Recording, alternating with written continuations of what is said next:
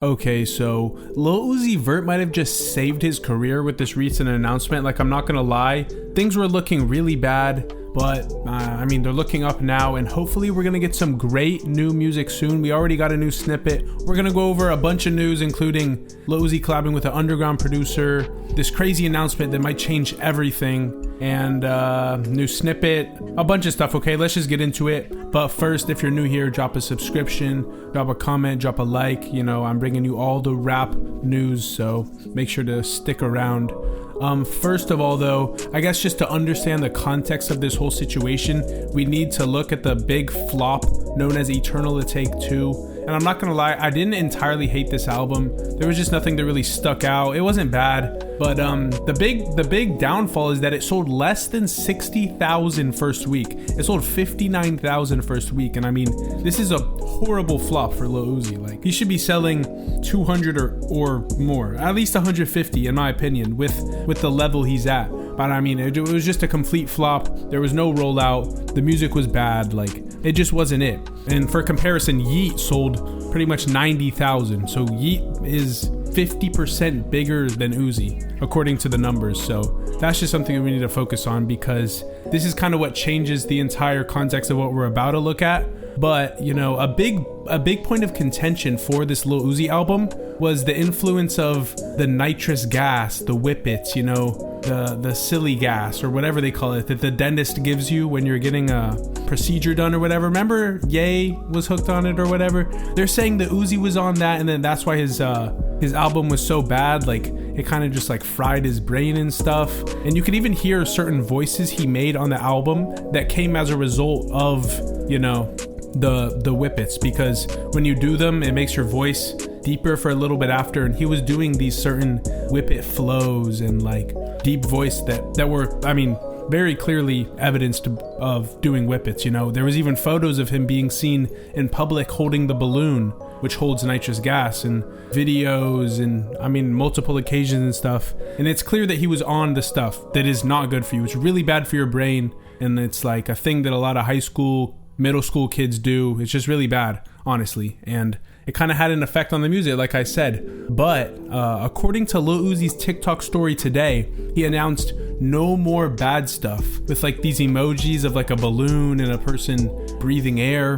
And this clearly alludes to the fact that he's saying, okay, no more whippets. Okay, I'm not going to do this stuff anymore, because clearly he thinks it has a bad effect on his music. And we actually know that there is a positive light at the end of the tunnel due to a new snippet that he previewed.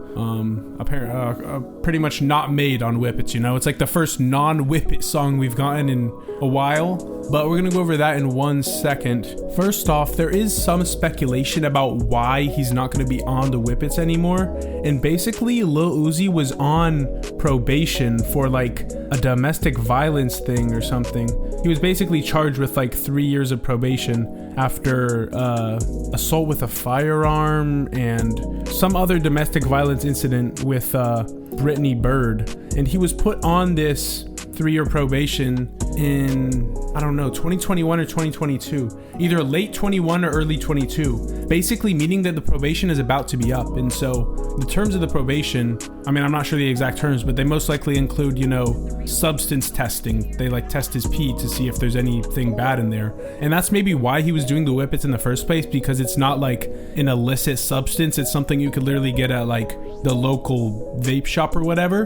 And possibly this could mean that Lil Uzi is going to get back on some harder substances now that he's not going to be subject to this peeing in a cup anymore, you know? So I mean, just because he's saying no more bad stuff with the balloon emoji and stuff doesn't mean that he'll be completely sober or whatever. And it's actually probably more likely that he'll be more under the influence, but maybe that will make better music. I don't know.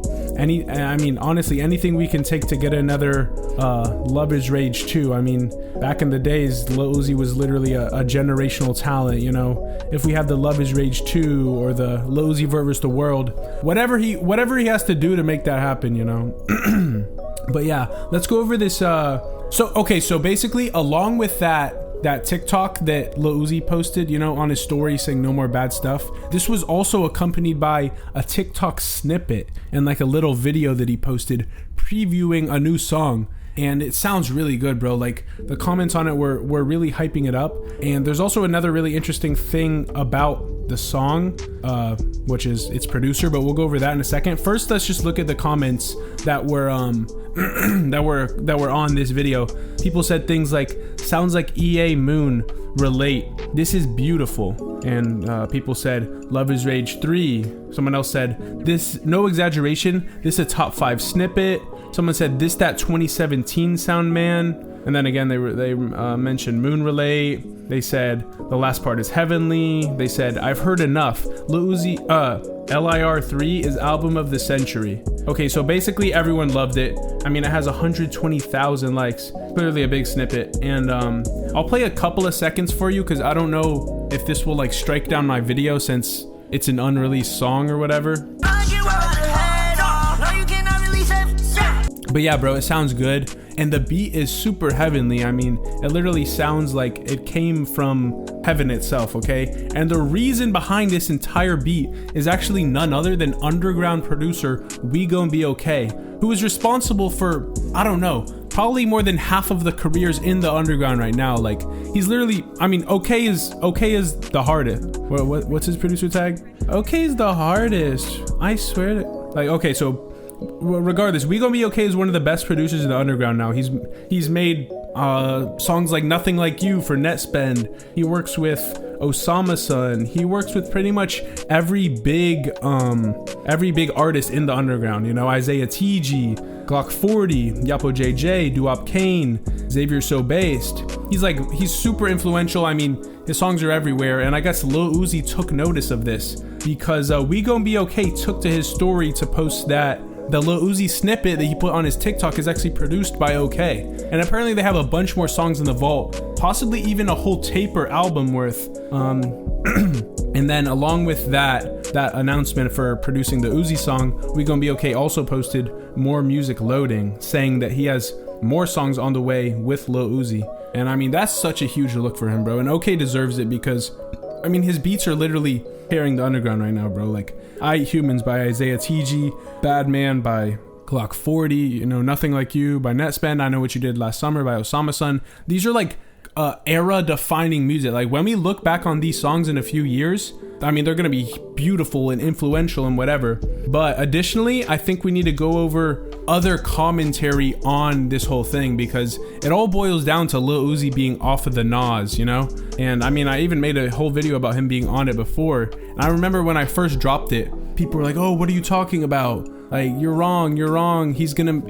Eternal or whatever, the next album's gonna be great. And now, after Eternal Take 2 dropped, people are coming back to that video months later and saying, bro, this dude was so right, like he knew it all along, whatever, blah, blah, blah. So I think it's important to take note of what the people are saying about this situation. So Uzi Og, which is obviously a Lil Uzi fan account on Twitter, posted the screenshot of Lil Uzi saying, Lil Uzi Vert posts no more bad stuff, indicating he ain't doing Whippet/Galaxy Gas. And this tweet got 24,000 views. There's a lot of comments and stuff. Someone said he was still good off the Whippets, IDGAF. Then someone said my goat is back, and pretty much saying that, yo, now that he's off the Whippets, the music is back. Lil Uzi is gonna be the king again. Someone said I was being bad at Lil Uzi. Okay, whatever. Can you just drop that snippet from yesterday now? And yeah, I mean, the snippet is beautiful, bro. You guys need to go to his TikTok and listen to the whole thing.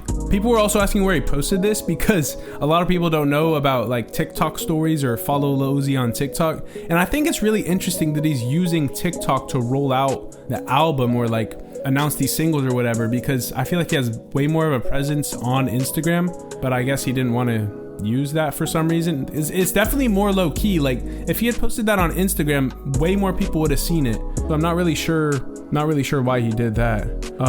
Someone else said bullying works, and so I think they're referencing here that like, oh, everyone was making fun of him for being on the balloon, and like there was people making YouTube videos like me. There was people commenting on his posts saying that the album was horrible, and in response to that, he quit the substance. Okay.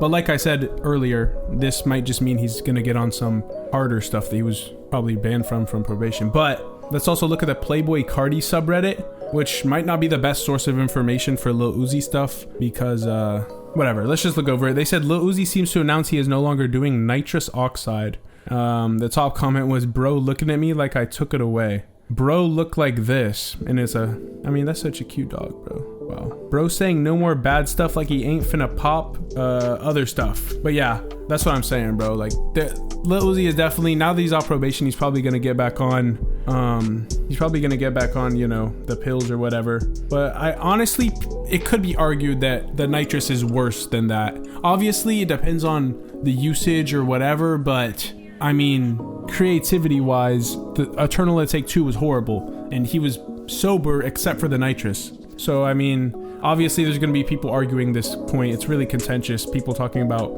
addiction and stuff. But I don't know, bro. It all depends on your take. But I just personally think that the nitrous is so brain melting, brain rotting, and the fact that you can buy it literally anywhere with no barriers. It's inexpensive and marketed super big on social media right now. Like, I don't know. I just see the nitrous as worse. Someone actually commented, ket addiction is so much better than nitro, referring to like ketamine, which I mean, for the most part, it's used recreationally, but there's also some therapists and psychologists who prescribe it to people to help with their like depression or whatever.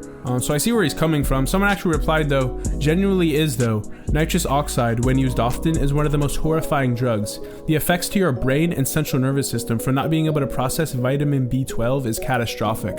And I'm not really sure about the whole science behind it. Basically, my understanding of it is that you kind of, it like cuts off the oxygen flow to your brain, which gives you this really euphoric feeling, I guess. And I didn't know anything about vitamin B12, but I know that people can, like, I've been around girls who literally do that and then just pass out and lay there laughing or whatever. Like, I mean, it's clearly not a good thing, and I think it's really good that Lil Uzi is getting off of it. Hopefully we get more snippets. We get more snippets like the one that he posted on to the TikTok, because I mean, it's a beautiful song, and I mean, he probably has more in the cut too, because like I said, the one he previewed was produced by Wanda Girl and We Gon' Be Okay.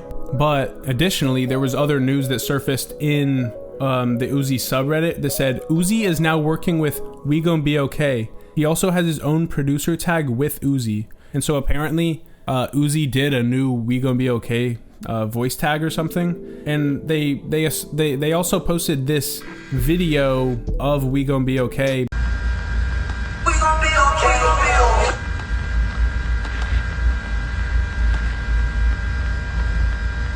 But yeah, this is really big, bro. I'm really hoping that Uzi comes back strong and better than ever. We need a Love Is Rage 3 or whatever you want to give us, bro, as long as you're in the mental headspace. Also, have I been misgendering Uzi the whole time? Because I know, oh my gosh, bro, this is bad. Like the pronoun stuff, it's supposed to be they, them, right? I don't know. My apologies to you, Uzi, if I have been being rude or disingenuous. That wasn't my intention, but if you are still watching, thank you. Please drop a comment, please subscribe, and let me know your thoughts in the comments. Goodbye.